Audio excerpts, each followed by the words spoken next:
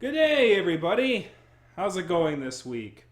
Sorry I've been away for so long, but I got a little gridlock going on in my brain. It's like, oh, I don't know what I'm going to cover. What am I going to cover?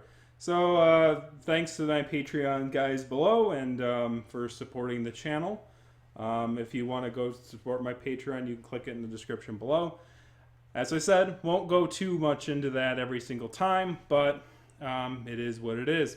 So, what are we going to cover this week? Well, there's a smattering of a bunch of mainstream news press article and mainstream coverage from both for people outside of the furry fandom. So, this is like a outside of the furry fandom episode that we're going to be doing today. And we're going to be covering a bunch of articles that were good articles from the mainstream media, because sometimes when I cover articles that come from outside the fandom, I cover some horror stories, like the Harbor City FurCon article or others such as that. But if I give the press sass, I always have to support good news when it comes out from other organizations. So one of the big ones that came out during those particular articles was the Easy Cool article. There was one written by the Daily Beast about Easy Cool down vests. Now, for those of you who are not familiar with these vests, they are made by one Easy Wolf, a furry who is known for his cinematography, and he does a bunch of furry videos. He created this vest called the Easy Cool Vest, and the Easy Cool Vest is a small little device that you can put underneath. And I forgot to put my pin on. Oops, my thing is freeforming today. But they're vests that you can put under your fursuit. All right, and basically they keep you cool for an extended period of time. So if it's a real hot summer day, you can last in your fursuit a little bit longer because the thermals will keep you cooler. Now, the article itself goes over the outside of fandom applications that this particular vest has ended up finding. And those outside applications include military usage. And they go over on their website. The Easy Cool sort of website goes over like different ways that you can use it. And honestly, they call the furry thing, they call it costume performance and mascotting, quote unquote, in the professional sense. Basically, the Easy Cool was created in 2014, and since then it's grown to notoriety outside the furry fandom. It's known for its lightweight, its ease of mobility when using it. A lot of other cool down vests that were utilized by the military before, I guess, were more bulky. There's more information on that in the article in the description below. So if you want to feel free to read it and get more details about it, you feel free to do so.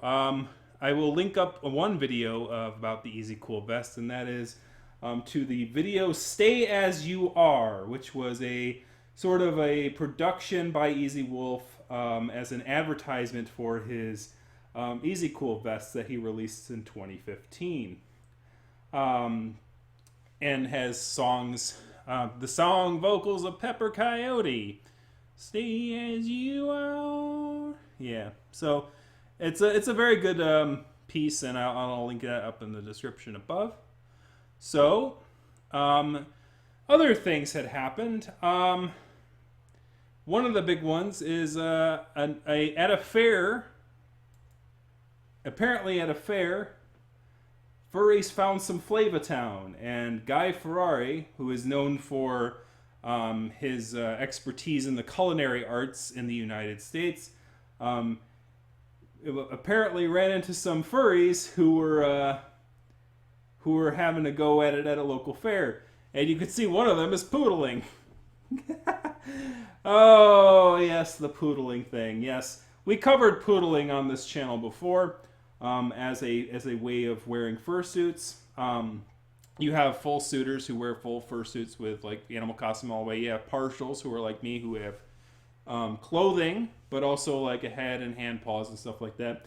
And then you got poodlers who wear who don't cover their entire skin, which is the concept of poodling, is if you don't cover your entire skin. There was a big old controversy about that about a week ago, which I dodged a bullet on. I don't know, or I can cover it later if you want. There was that. I obviously won't cover it on this video because that's not what we're talking about here. But the article for Guy Ferrari meeting the furries at a fair can be found in the description below. I guess somewhat intra fandom, but something it's like, where was I the last week? Well, I did an interview with Furry.fm, the South Africa people, sort of as a smattering of links in the description below and like other resources. I cover a lot of things about non-fiction within the furry fandom and outside the furry fandom, and a lot of those kind of general topics. If you haven't seen it yet, the full thing is up on YouTube now, and if you missed the stream, it's up there in the description above, and I talk about those particular aspects and what I find important to furry journalism and journalism in general. And I think that's about it, right? I think that about that gets me caught up to a lot of stuff that happened over the few weeks. But I'm being told that there's one more. Oh, it's a real recent one too. At least real recent in compared to the others. What is that white screen? What is this?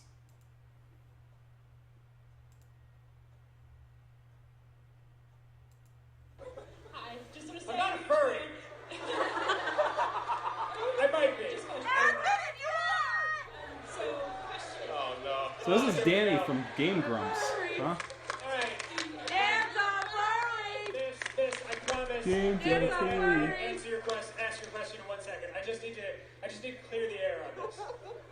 It depends on what a furry is. Hear me out.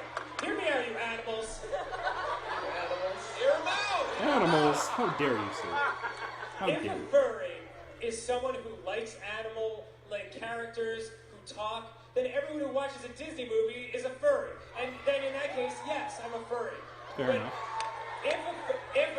Silence.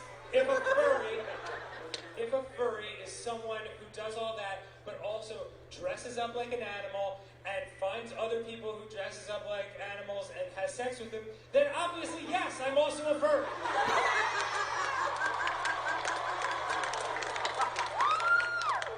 All right. What's your question? Whoop, wrong one. Doing it live. So Dan, you're a furry, Dan, my man. So now we have 3 things in common.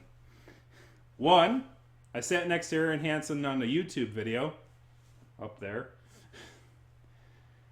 2, we both loved Goonies 2 growing up. Goonies 2 is an awesome game. And I know that you were upset that the only thing people remember about Goonies 2 is that little bit that Aaron did on you going, "What's up, dog?" You know, "What's up, dog?" And you fell for it. But I remember that whole episode because I was really looking forward to that one. Because Metroid, I'm not a big fan of the original Metroid for the NES, but my first introduction to the Metroidvania kind of game style was Goonies 2, and I loved that game as a kid. And number 3, I guess the third thing we have in common now is the furry thing, I guess. Though I haven't done what you said that you kind of alluded that you did. Which animal costume was it? I guess no comment. But I guess as somebody who's joining the furry fandom, Dan, I guess I should welcome you. And as most welcoming gifts, as most welcoming neighbors should do, I have a gift. Because I remember this one thing when you guys were doing a Mario Maker episode, and there was a bit that Aaron Hansen did called Joke Yoda. And as a gift to you, Dan, I give you a joke. Are you ready? It's a furry one. I heard you are into the furries. So let's do it. Let's do Furry Joke by Joke Yoda. Alright then. What do you call it when Chewbacca has sex with a Pikachu? I told you it'd be a furry joke, Dan. That's as furry as you get. You give up? It's electric. Wookie wookie nookie. Funny joke.